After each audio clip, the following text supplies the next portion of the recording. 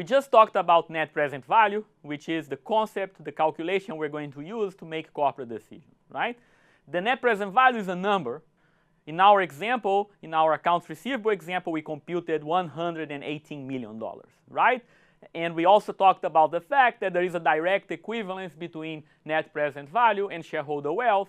So shareholder wealth would go down by $118 million if the management decided to speed up the collection of accounts receivable. Okay? The problem is that when we think about investments, we like to think of investment returns in percentages.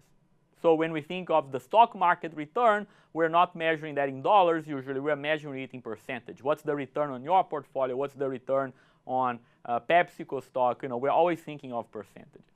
Okay? So that's why we need this additional concept, which is the rate of return on an investment. It's very important for us to be able to compute the rate of return on any investment that we are given. Okay? And the idea is that that's going to give you a percentage measure of how much you're getting out of that investment. Okay? And here is the definition. And I know that the first time people see this definition, it sounds a little bit confusing.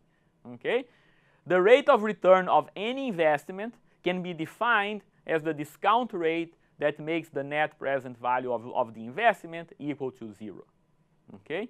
That is the most general definition of a rate of return that we can come up with. Okay?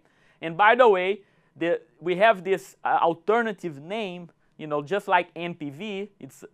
We have this alternative name for the rate of return, which is the IRR. Okay? That stands for internal rate of return. Okay?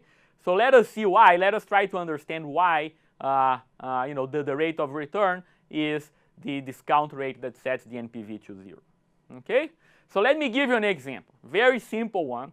And my experience teaching this is that, you know, most people that have done some math, you know, basic algebra can figure this out. Okay? So suppose that you have an investment that requires $10,000 today, okay? And that's going to pay back $11,000 in a year's time. Okay?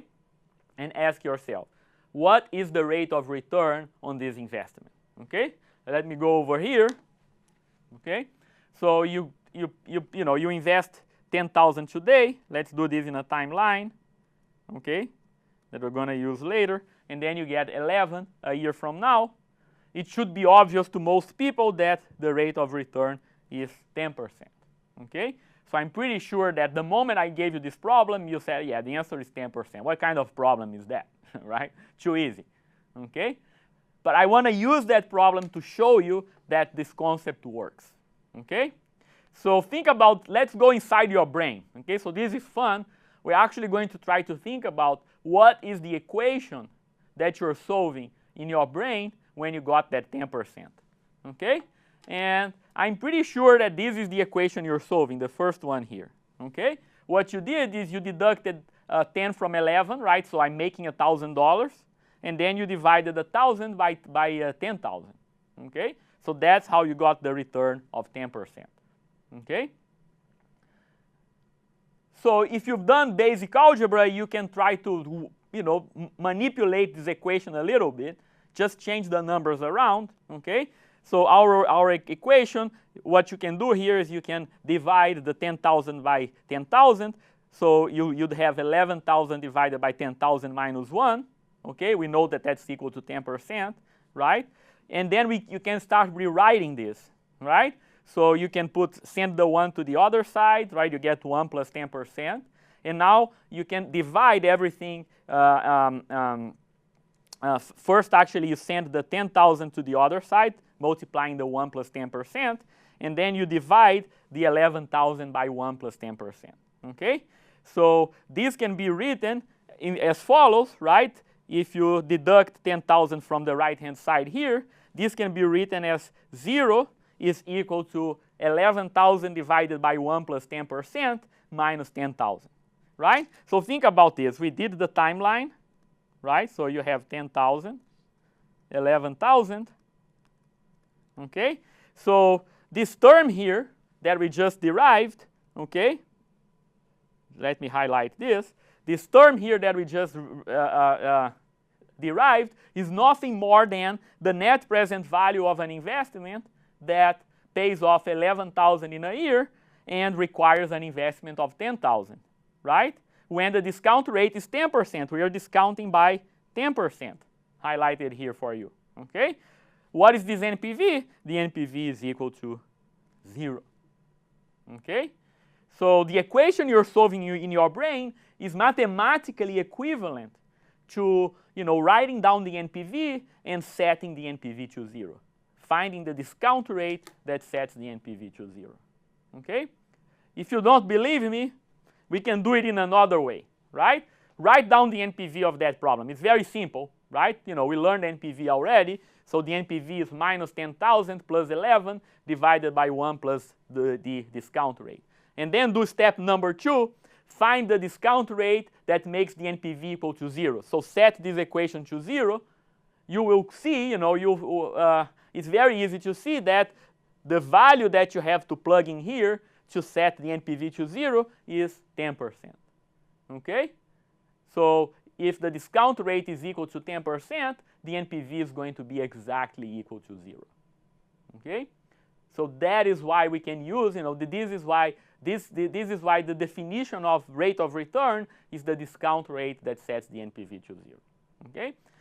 Of course, you could have solved this problem in another way, right? If you had, you could have used Excel, for example, right? Excel also has an IRR function, right? And this one actually works fine, as opposed to the NPV function that we just talked about.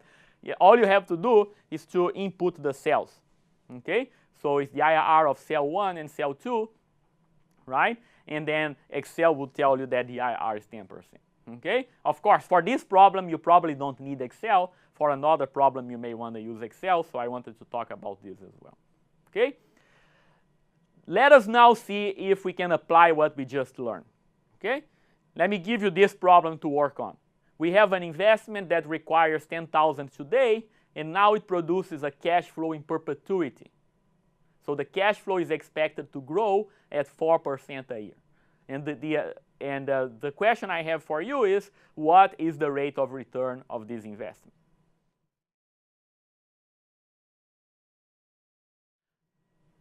So every time we solve a problem like this, what I want you to try to do is to use what we learned. Set the NPV to 0, okay? This turns out to be a very powerful idea that helps us solve many problems in finance, okay?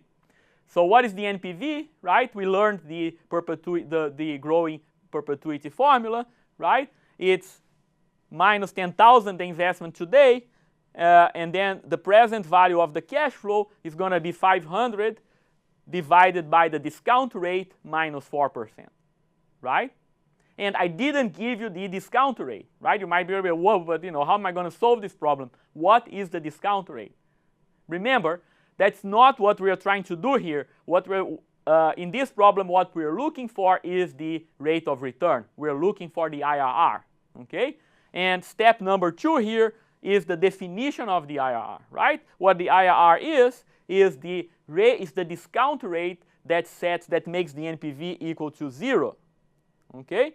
The discount rate that makes the NPV equal to 0, and if you solve this equation mathematically, what you're going to see is that the IRR is 9%, right? If you put 9% here, you're going to get 500 divided by 5%, which is going to be equal to 10,000, okay?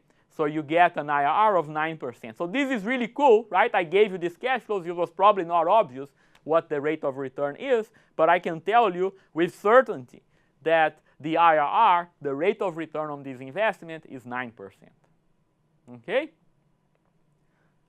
Let us try to use Excel in this case, okay? And here you're going to see that there's going to be a problem, right? You can do it, but it's going to take a lot of boring work, okay? Let me show you this.